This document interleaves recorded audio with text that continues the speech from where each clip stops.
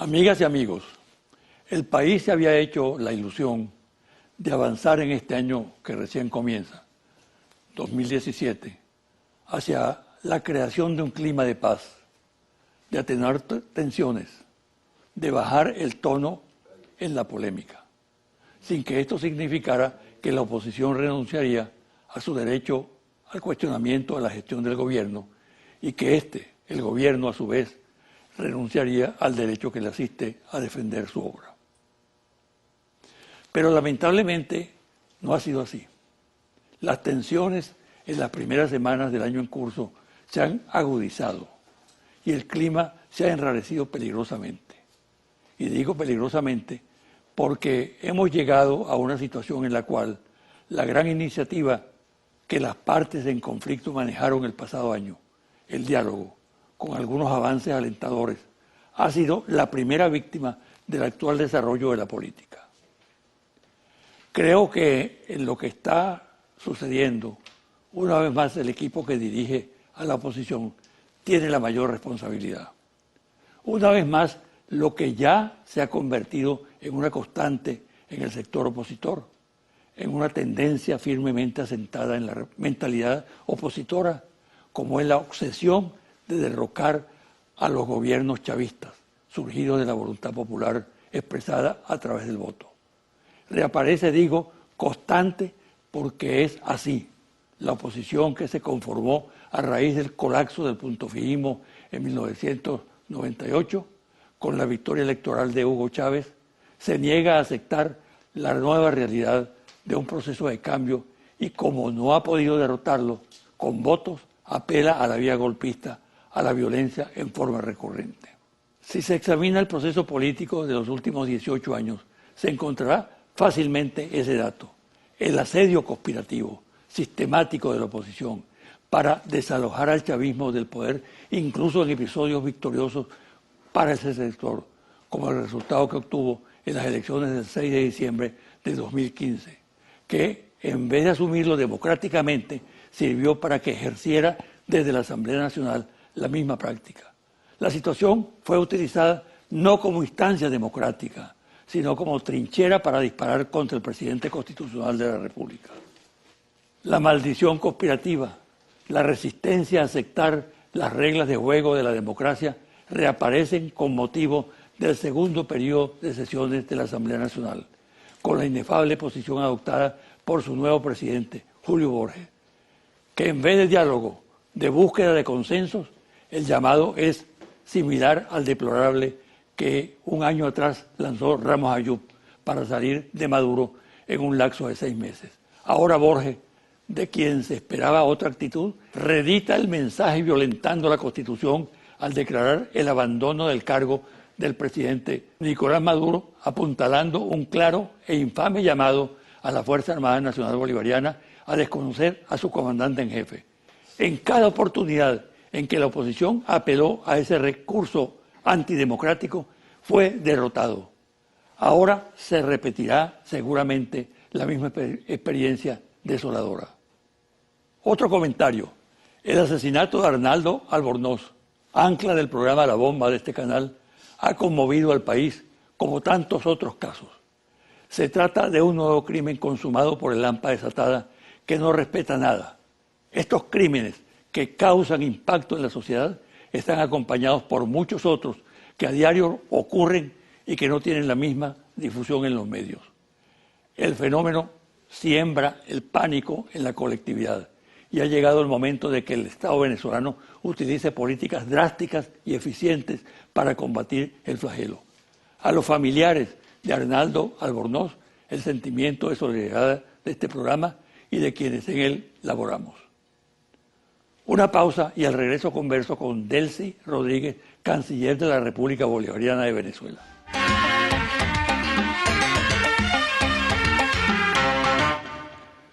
La invitada de hoy, Delcy Rodríguez, canciller de la República Bolivariana de Venezuela. Hay tantas cosas que preguntarle a ella, porque ella tiene una actividad inmensa e impredecible. Por tanto, Esta entrevista tiene la particularidad de que estamos en un momento mundial muy importante. Bienvenida, Delcy. Gracias, doctor Rangel. Siempre un gusto acompañarlo. Te la pasas en un avión, ¿no? Te mueves por todo el mundo. Estás llegando de Jamaica y de Estados Unidos, ¿no? ¿Qué fuiste a hacer a Jamaica? Bueno, usted sabe que Jamaica es un país para nosotros estratégico en el Caribe. Con Jamaica logramos construir y fundar Petrocaribe. Fue marcado por los pasos históricos también que dio nuestro libertador y el comandante Hugo Chávez en el plan estratégico para Venezuela de los anillos de protección para Venezuela en el ámbito diplomático, geopolítico. Allí estaba Jamaica. Con Jamaica nosotros compartimos intereses de toda índole, bilateral, multilateral. En este caso específico nosotros hemos venido trabajando en el marco de la refinería, en la cual Venezuela es socia con Jamaica. Estamos elaborando un plan para la modernización de esa refinería que va a traer realmente beneficios muy importantes tanto para ese país como para Venezuela. También hemos afianzado las relaciones comerciales. Muchas veces, como lo ha señalado el presidente Maduro, Venezuela ha establecido relaciones comerciales que no se adaptan a la reconfiguración geopolítica actual y no se adaptan tampoco al plan de la patria. Bueno, ahí estamos con Jamaica, fuimos también a explorar posibilidades de profundizar en el ámbito de los CLAP con un país amigo y bueno, eso realmente fue una gran noticia para el sector privado en Jamaica, que envió con muy buenas señales el hecho de que Venezuela también pueda adquirir productos para los CLAP. ¿Y en Washington? En Washington, bueno, usted sabe que allá tenemos 2 misiones, se acerca ya una nueva etapa en este país, está todo el mundo a la expectativa y yo quise mantener reuniones con ambas misiones que tenemos en esa ciudad, lamentándolo mucho. Usted bien sabe que en el mes de diciembre murió nuestro embajador ante la Organización de los Estados Americanos y estamos en un nuevo plan de reestructuración y rediseño y reingeniería para las misiones. ¿Con qué criterio se va a manejar la Cancillería en estas circunstancias que está viviendo el país y además el mundo, pues? Bueno, es sin duda alguna, doctor, que la conspiración que hay contra la revolución bolivariana, contra el gobierno del presidente Maduro, está diseñada desde los centros imperiales. Muchas veces lo hemos denunciado con pruebas en la mano, cómo la embajada de los Estados Unidos se convirtió en una maquinaria para la guerra, para la conspiración, para derrocar al gobierno legítimo en Venezuela, desde los centros imperiales, en alianza con factores locales extremistas que no han dejado de circular por las vías violentas, que no han dejado de circular por las vías antidemocráticas. Bueno, se ha dado todo este escenario de pretender derrocar al gobierno.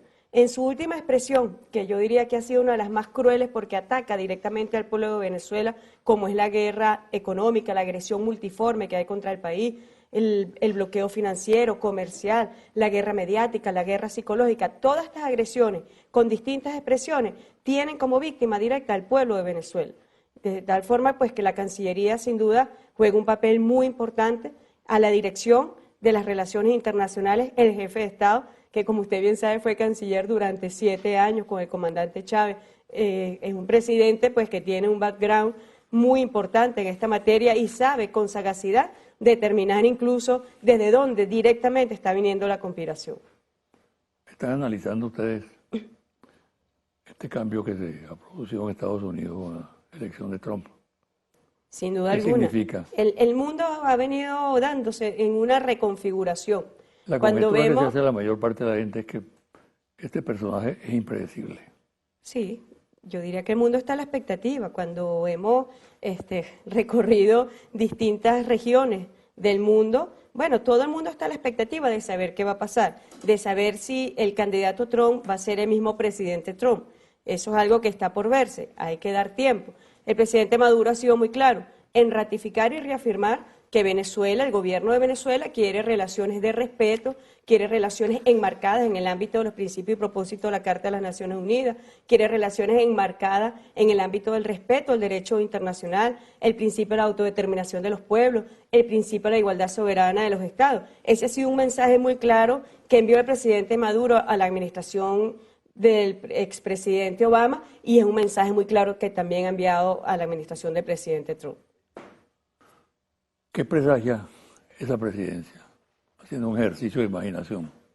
Bueno, sus anuncios han sido muy claros. Es un giro en la política doméstica, es un giro a una política económica comercial más proteccionista, de tal forma que de alguna manera se estarían afectando intereses en tratados de libre comercio que mantenían los Estados Unidos de Norteamérica. Es un mensaje muy claro hacia el pueblo de los Estados Unidos, pero es un mensaje también que quebró con el sistema que venía gobernando los Estados Unidos.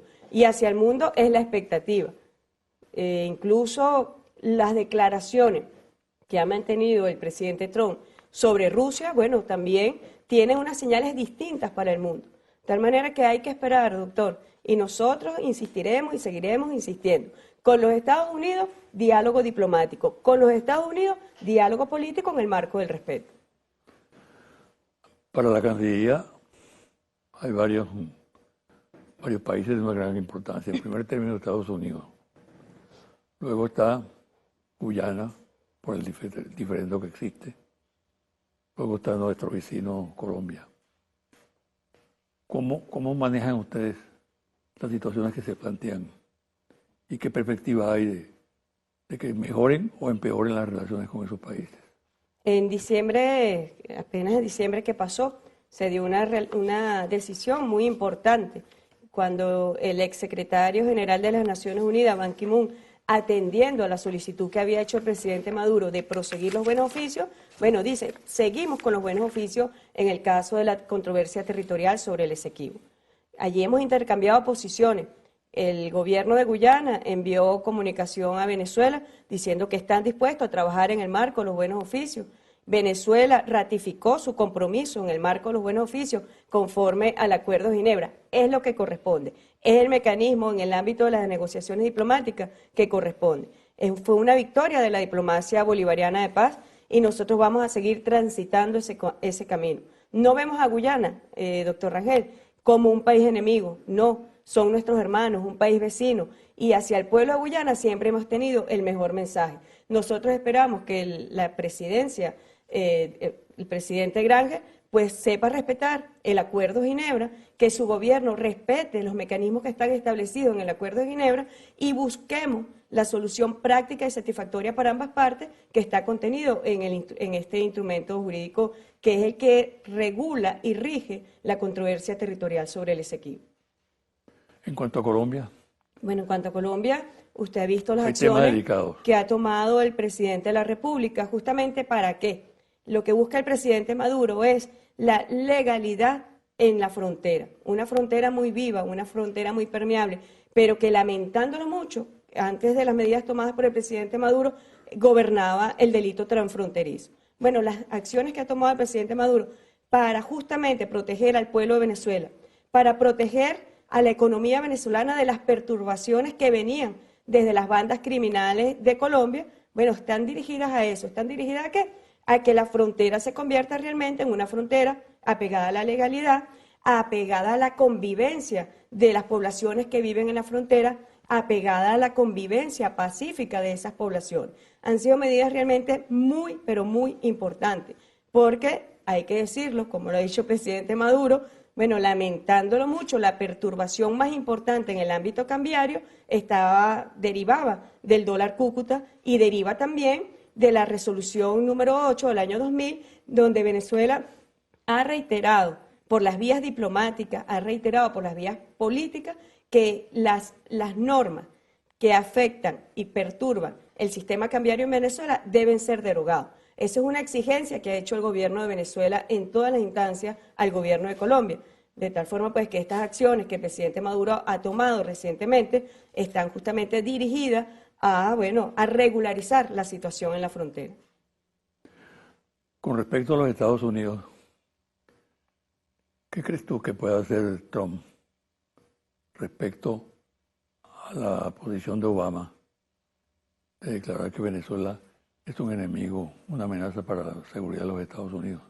Fíjese, el expresidente Obama tomó la relación con Venezuela en una dimensión obsesiva. Realmente, yo fui testigo cuando él le afirmó al presidente Maduro que Venezuela no es una amenaza para los Estados Unidos. Y es la realidad. Venezuela no puede ser una amenaza para los Estados Unidos y para su seguridad nacional, siendo la potencia militar, digamos, más poderosa, valga la redundancia, que hay en este planeta. Es una cosa completamente, es un exabrupto, es irracional.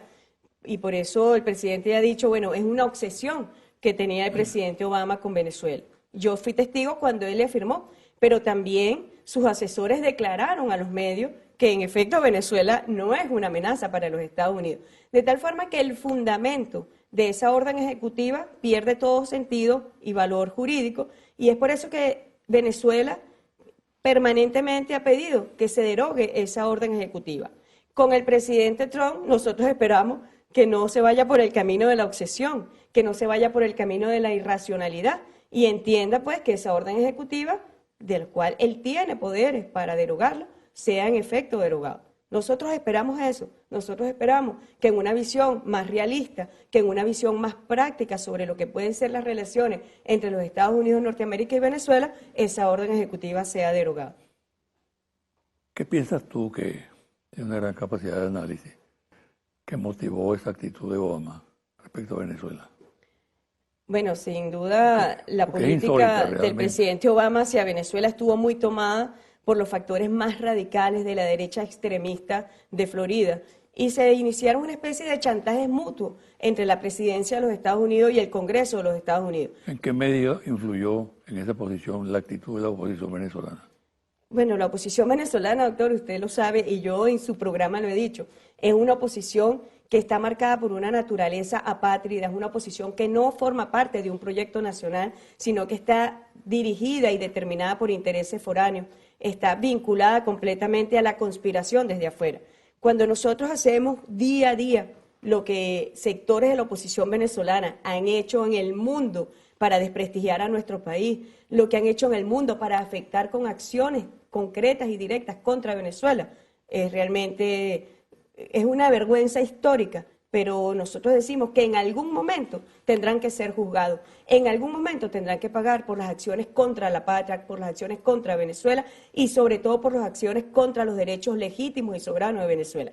En este caso concreto fue una acción que estuvo directamente vinculada a solicitudes, a peticiones, a falsedades pretendidas por la oposición venezolana y vinculado a estos grupos de la extrema derecha. Son los grupos de la extrema derecha en los Estados Unidos casados con los grupos de la extrema derecha venezolana, quienes idearon este decreto infame contra nuestro país. Petróleo y Cancillería. Es indisoluble la relación y la acción, doctor. Usted sabe bien que en muchas oportunidades desde los centros justamente imperiales se ha pretendido utilizar el petróleo como un arma política, de tal forma que el petróleo está en toda la acción geopolítica de los mercados energéticos, de la economía mundial. Nosotros los últimos 2 años vivimos el ciclo de precios más bajos que habíamos vivido en la última década. Realmente fue una cosa impactante y tuvo mucha relación con la obsesión justamente del expresidente Obama hacia Rusia, hacia Venezuela, hacia Irán.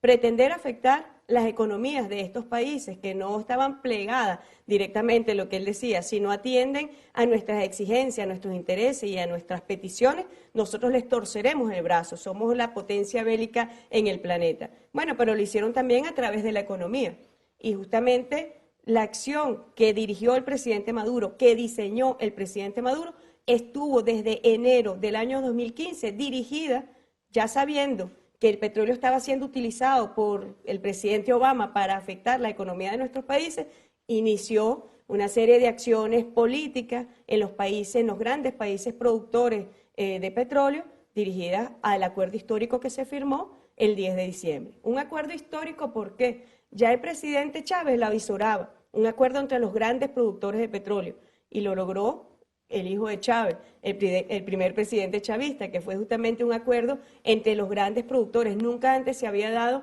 un acuerdo entre los países OPEP y los países no OPEP. tiene una dimensión histórica muy importante, donde no solamente está dirigido a recuperar la estabilidad en los precios del petróleo, sino que ya los números están indicando que está dando una recuperación a la economía mundial. Por eso, sin duda alguna, la acción de la Cancillería pues está vinculada a la diplomacia energética, que es acompañar las acciones del jefe de Estado en acciones directas para la recuperación de los precios del petróleo. ¿Alguna nueva estrategia con respecto a Mercosur?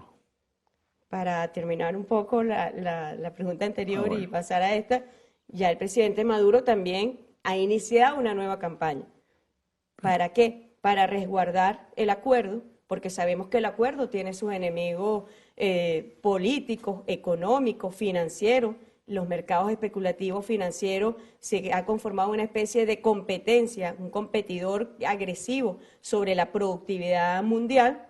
Y bueno, el presidente Maduro ya ha llamado a una cumbre de jefes de estados de la OPEP y no OPEP, donde a puerta cerrada se va a discutir una propuesta que llevará a nuestro presidente para una nueva fórmula de protección de los precios del petróleo dirigido a la estabilidad del mercado energético mundial y de la economía mundial. Mercosur. Sobre el tema del Mercosur, bueno, allí lo que ha ocurrido es la ley de la selva, doctor. Venezuela... ¿Te metiste por la ventana? No, yo entré por la puerta grande, al Palacio San Martín. Pero si hiciese falta entrar por la ventana, nosotros lo haríamos. Nosotros somos bolivarianos, somos chavistas y vamos a defender la legalidad. Los tratados constitutivos del Mercosur son muy claros y Venezuela lo que ha hecho es tomar esa norma, esa legalidad internacional y bueno, defenderla. Pero no solamente defender la legalidad, nosotros allí estamos también defendiendo a los pueblos del Mercosur, porque con Venezuela llegó una concepción, una dimensión social hacia el Mercosur que no existía antes, que era solamente la perspectiva comercial.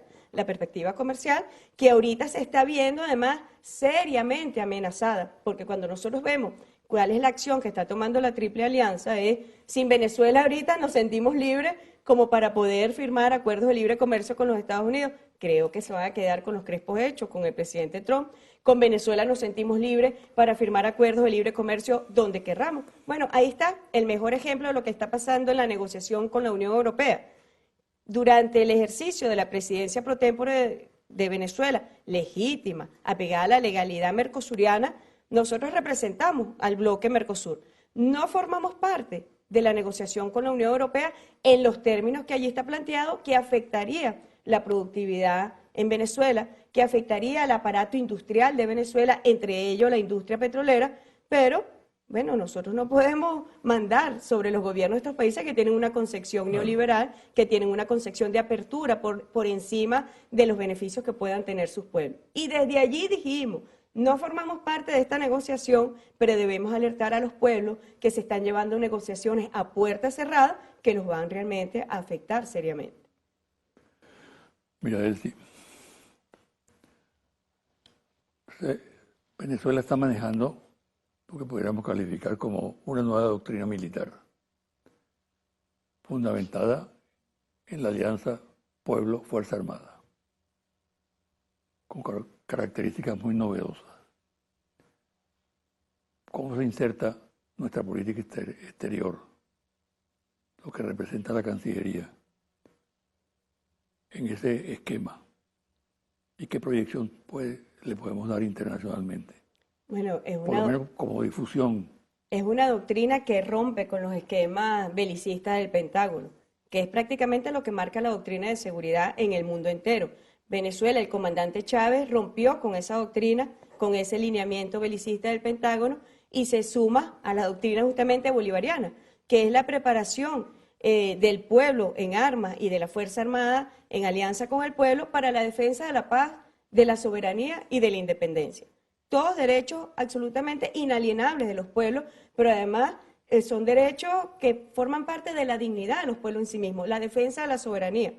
La doctrina militar bolivariana no está dirigida a la guerra, está dirigida a preservar la paz. Es una doctrina que está justamente dirigida a preservar la seguridad de nuestro país, a garantizar y a defender la integridad territorial de nuestro país. No es salir de nuestra frontera para atacar ni para invadir a otros países, que es justamente la doctrina del Pentágono, es la doctrina de la OTAN Y es una doctrina, la bolivariana, que rompe con ese esquema y que marca una distancia y una diferencia. Bueno, la Cancillería venezolana justamente enmarcada en los principios bolivarianos, enmarcada en el plan de la patria, se enmarca también en esta doctrina. Y no solamente es que se enmarca, sino que nos corresponde a nosotros difundirla. Porque el planeta hoy, doctor Rangel, usted bien lo sabe, está seriamente amenazado. Y está seriamente amenazado justamente por esas políticas que responden más a los intereses de la industria militar, de la industria mediática, son industrias que reproducen en sí mismos el sistema capitalista, pero que a su vez le da réditos económicos y financieros, pero ¿sobre qué? Sobre la base de la destrucción del planeta. Así que la doctrina militar bolivariana también se cruza con la defensa del ambiente, con la defensa del planeta y con la defensa con un bien supremo como lo es la paz, la soberanía y la independencia. Tú mencionas a la OTAN. Resulta que nuestro vecino colombiano está llegando a acuerdo con la OTAN. Es inadmisible, es absolutamente inadmisible. Entre muchas otras razones, bueno, porque estaría violentando el acuerdo de Tlatelolco, que estaría además violentando la declaración de la CELAC de La Habana, donde se consagró esta región como una región libre de armas de destrucción masiva, libre de armas nucleares, que se consagró además este territorio como un territorio de paz, de los pocos territorios en paz que queda en el planeta. Pero además, hay que decirlo expresamente, Colombia forma parte del movimiento de los países no alineados y uno de los principios esenciales para formar parte del movimiento de los países no alineados es que usted no puede formar parte de ningún tipo de organización de naturaleza militar y belicista, como lo es justamente el Tratado del Atlántico del Norte.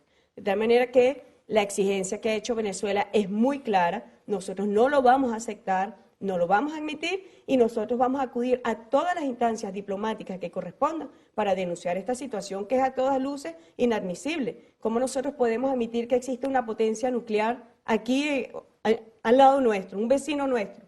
Un vecino nuestro que además, repito, estaría violentando todos estos tratados internacionales. El diálogo. Tú has estado muy activa en ese frente, igual que Jorge, ¿no? ¿Cuál es la situación real en este momento del diálogo? La situación real, doctor, es lo que ha venido ocurriendo siempre. ¿Quién llamó al diálogo en Venezuela? Bueno, el diálogo siempre ha venido desde el alma de la revolución. En el caso concreto del presidente Maduro, llamó a un diálogo, llamó a unos acompañantes internacionales, a quienes agradecemos su presencia porque han estado toda esta semana acá facilitando, creando las condiciones y el ambiente de confianza que posibilite justamente ese diálogo. El diálogo, cuando se dieron los acuerdos muy importantes, realmente fueron acuerdos, yo diría que marcaron un hito histórico, porque imagínese usted a la oposición venezolana reconociendo y diciendo que iban a defender la soberanía de Venezuela.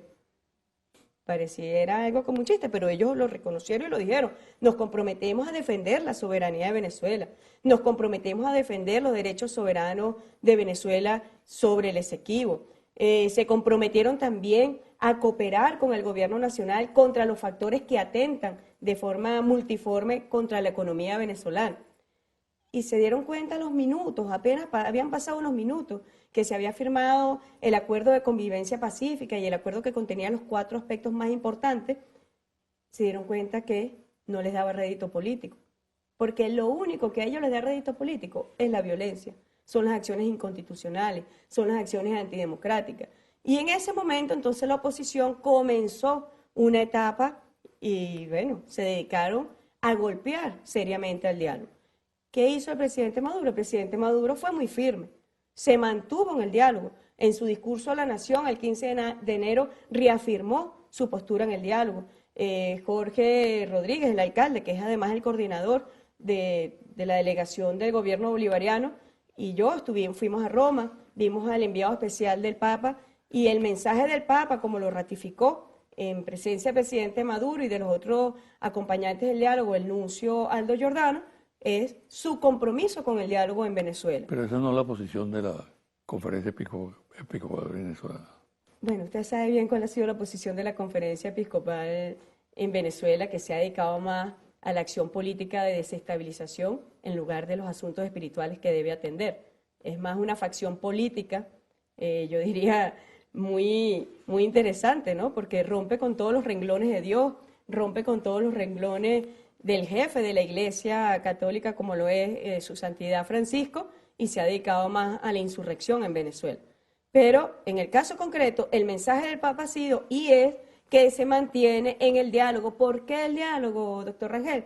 Bueno, porque nosotros tenemos una responsabilidad, que es justamente preservar la paz en Venezuela, preservar la soberanía de Venezuela. Y la oposición venezolana tiene que entender que su acción política tiene que estar enmarcada responsablemente y el diálogo no hay otra opción, como lo ha dicho el presidente. ¿Es diálogo o es diálogo? Porque ¿cuál es la opción al no diálogo? La violencia. La muerte. La muerte, exactamente. Y lo que buscan, que es la confrontación entre los hermanos y las hermanas venezolanas. Bueno, el presidente ahí sigue. Nosotros seguimos en el diálogo, nosotros hemos seguido participando y nosotros seguiremos participando del diálogo. Esperamos que la oposición venezolana tenga, bueno, aunque sea un mínimo de conciencia de lo que significa. El pueblo de Venezuela quiere el diálogo. Cuando usted ve las encuestas, usted mismo todos los domingos saca encuestas donde el apoyo al diálogo es una cosa que goza con el apoyo nacional. Bueno, la oposición venezolana debería hacer lectura a qué es lo que quiere el pueblo de Venezuela y no solamente lo que les mandatan desde afuera. Mira, hay una política en el país que adelantan algunos sectores consistente en sembrar el pesimismo. Hay que abandonar el país, hay que cerrar las puertas e irse. Aquí no hay posibilidades de salir del tremedal. Esta es una dictadura.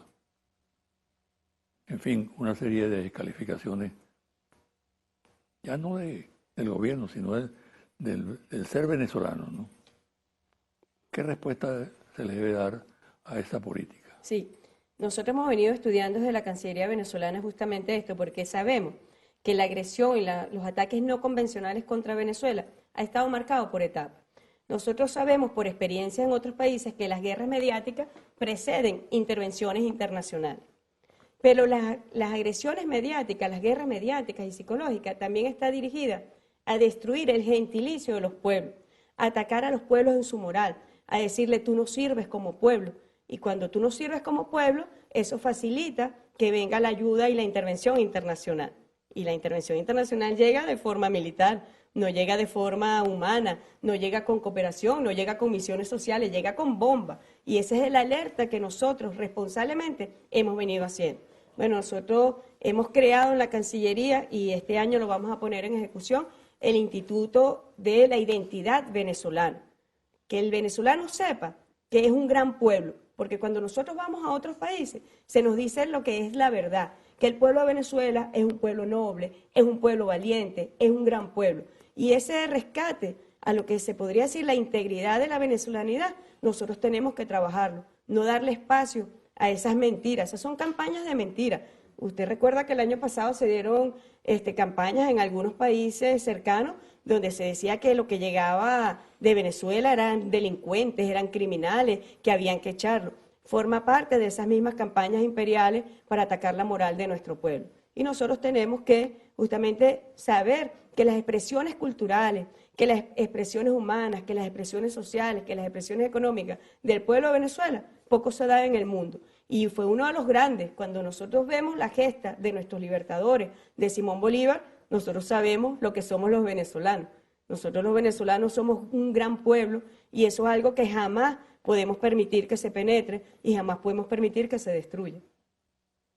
Allá en lo profundo de tu ser, ¿eres optimista? Completamente.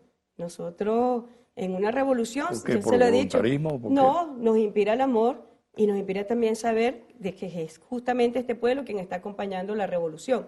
Si no fuera el pueblo de Venezuela, el presidente dijo el 15 de enero que ocurrió un milagro el año pasado, porque fue uno de los años más difíciles que hemos vivido como pueblo, pero también es un pueblo con una gran conciencia. ¿Y cómo no ser optimista cuando el pueblo de Venezuela es optimista? ¿Y cómo no ser optimista cuando el pueblo de Venezuela, a pesar de todas esas agresiones que hemos estado sufriendo en los últimos años, ahí está un pueblo de pie, ahí está un pueblo con una esperanza renovada y hay un pueblo en una contraofensiva justamente victorioso? Así que claro que soy optimista, doctor. Bueno, muchas gracias. ¿Sabes? Gracias. Y mucha suerte. Sigue adelante.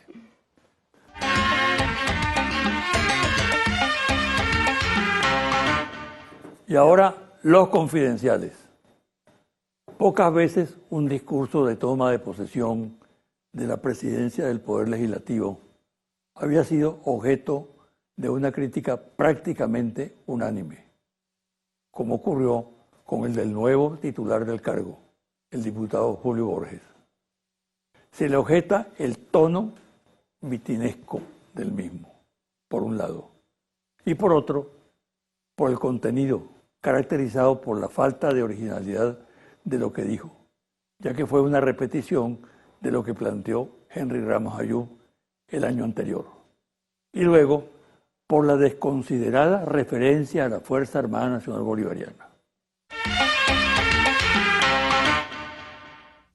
Analistas calificados estiman que el tratamiento que los principales voceros de la oposición le dan a la institución armada, del cual son voceros medios de comunicación claramente comprometidos con la conspiración, es revelador de la falta de una política hacia el sector castrense.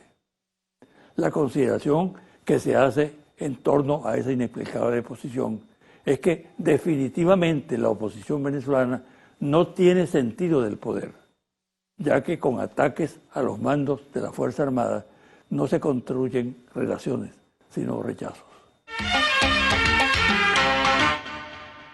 Tal posición de la MUD y de individualidades que giran en torno al organismo se explica, según los analistas, por la influencia que sobre ellos ejerce un grupo de oficiales retirados, que tuvo importante participación en aventuras golpistas como el 11 de abril del 2002 y otros eventos del mismo corte, así como la asesoría de organismos militares y de inteligencia de los Estados Unidos.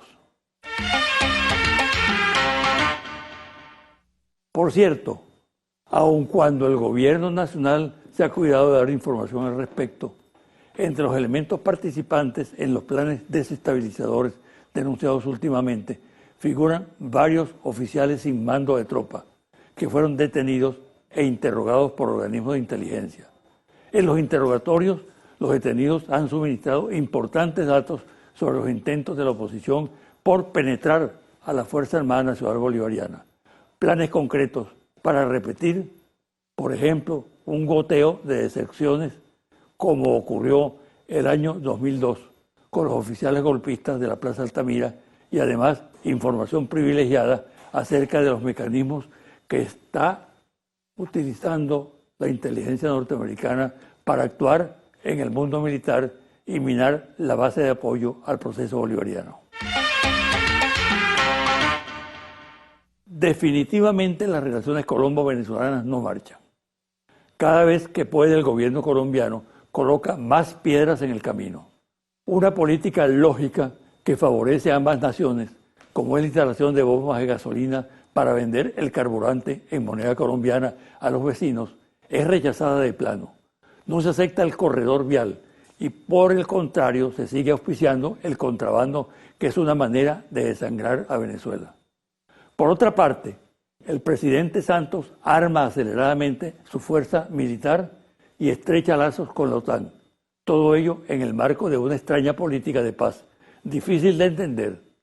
Igual Santos se queja de que haya éxodo de venezolanos hacia Colombia, que en todo caso es incomparable al histórico de los colombianos que vino al territorio venezolano huyendo a la violencia política y social de que eran víctimas en su país, un estimado de 6 millones de personas. Lo cierto es que la relación de Venezuela con su vecino colombiano es compleja y ahora más porque los dirigentes de la política colombiana pretenden aprovechar la crisis, no sé con qué fines, que circunstancialmente vive Venezuela. Confidencial al cierre.